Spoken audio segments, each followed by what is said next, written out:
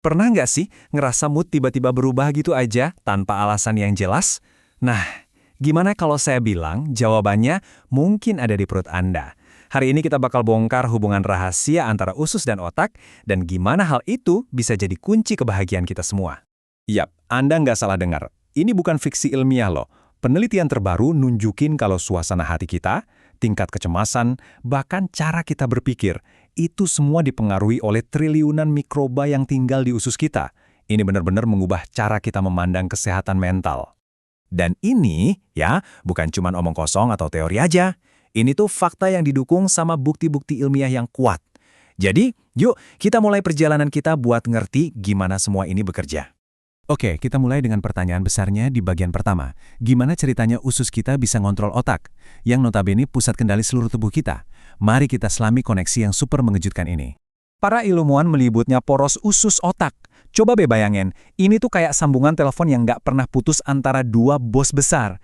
Usus ngirim laporan tentang apa yang terjadi di lantai bawah, dan otak langsung merespons. Sebaliknya juga gitu, pas Anda stres, otak ngirim sinyal yang bisa bikin perut mules. Ini percakapan konstan yang terjadi setiap detik. Terus, gimana sih sebenarnya percakapan rahasia ini terjadi? Mereka ngobrol pakai bahasa apa? Nah, di bagian kedua ini, kita bakal jadi detektif dan mengungkap cara kerja komunikasi mereka. Salah satu cara utama mereka komunikasi itu lewat yang namanya saraf vagus. Bayangin ini sebagai jalan tol informasi super cepat, jalur VIP, langsung dari usus ke otak. Bakteri di usus bikin sinyal-sinyal kimia, sinyal ini nebeng lewat saraf vagus. Dan begitu sampai di otak, pesannya langsung diterjemahin jadi perubahan perasaan dan perilaku kita. Keren ya? Tapi selain lewat jalan tol saraf vagus tadi, ada cara komunikasi yang lebih gila lagi. Usus kita itu bisa memproduksi sendiri zat kimia pengatur mood. Betul, neurotransmitter yang sama yang biasanya kita pikir cuma ada di otak. Seperti kata kutipan ini, mikroba kita itu pada dasarnya apotek pribadi yang lagi meracik obat alami untuk otak kita. Coba kita lihat beberapa contohnya. Bakteri di usus kita itu bantu produksi serotonin yang bikin kita happy. Mereka juga bikin GABA buat nenangin kita pas lagi cemas.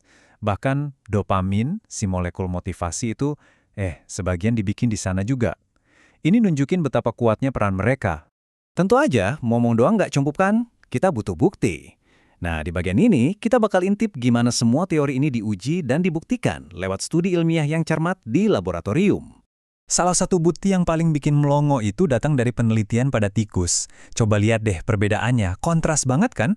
Tikus yang bakteri ususnya sehat, kelihatan lebih santai, lebih berani. Sementara itu, yang keseimbangan bakteri ususnya terganggu, malah menunjukkan perilaku cemas dan menarik diri.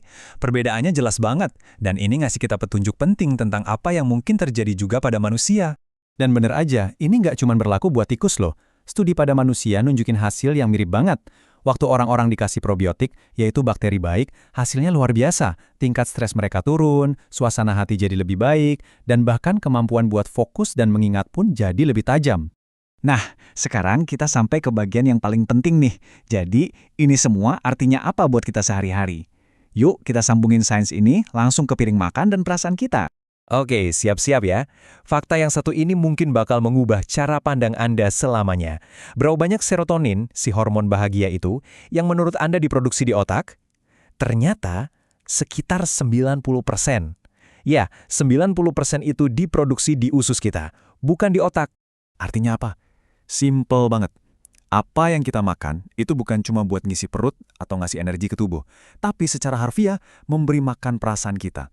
Setiap kali Anda milih makanan, Anda itu sebenarnya juga lagi milih mood Anda untuk hari itu. Jadi gimana dong cara ngerawat otak kedua kita ini? Gampang kok. Kasih makan bakteri baik Anda dengan probiotik kayak yogurt atau kimchi. Terus jangan lupa kasih mereka makanan favoritnya, serat dari buah-buahan dan sayuran. Ingat, piring yang sehat itu menciptakan pikiran yang bahagia. Jadi kesimpulan utamanya adalah sebuah pergeseran cara pandang yang luar biasa.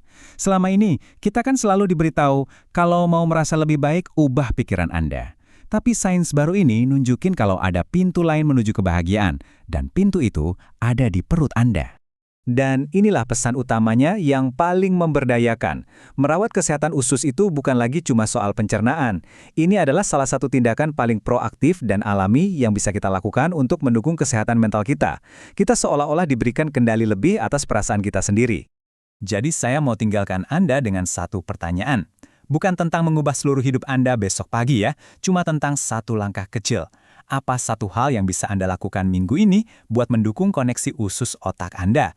Terima kasih banyak sudah bergabung dalam penjelajahan ini. Sampai jumpa di pembahasan berikutnya.